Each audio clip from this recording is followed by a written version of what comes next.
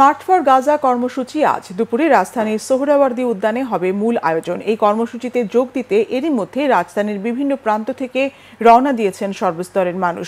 দর্শক, শাহবাগে আছেন আমাদের স্টাফ রিপোর্টার ফজলে রাব্বি। সেখানকার অবস্থা জানতে সরাসরি যাচ্ছি তার কাছে। রাব্বি, মার্চ ফর গাজা কর্মসূচির এখনকার অবস্থা সম্পর্কে আমাদের জানান। জানেন যে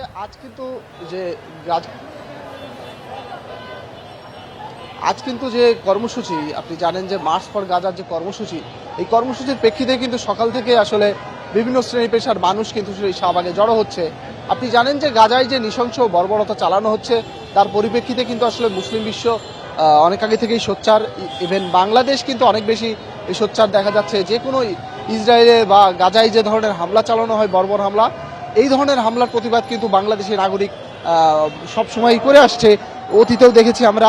সেই পরিপ্রেক্ষিতে কিন্তু এবার যে শিশুদেরকে যেভাবে গাজায় যে চিত্র আমরা গণমাধ্যম, সারা বিশ্বের গণমাধ্যমে উঠে আসছে, সেই চিত্র দেখার পরে কিন্তু আসলে এই বাংলার যে মুসলমান মানুষ আছে তারা কিন্তু আসলে অনেকটাই ফুঁসে উঠেছে এবং তারা বলছে যে এই ধরনের কার্যকলাপ, এই ধরনের নৃশংস হামলা যদি বিচার না হয় তাহলে কিন্তু আগামীতে মুসলমানদের নির্যাতনের মাত্রা অতিরিক্ত বেড়ে যাবে।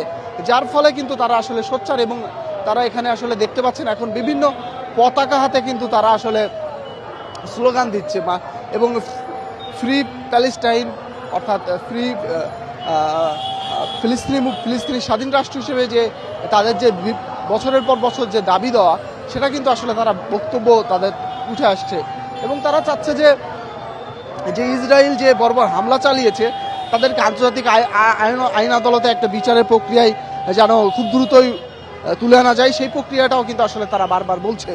তো এই ছিল মোটামুটি আমার কাছে শাহবাগ থেকে সর্বশেষ অবস্থা। নাদিরা। রাব্বি, আপনাকে ধন্যবাদ।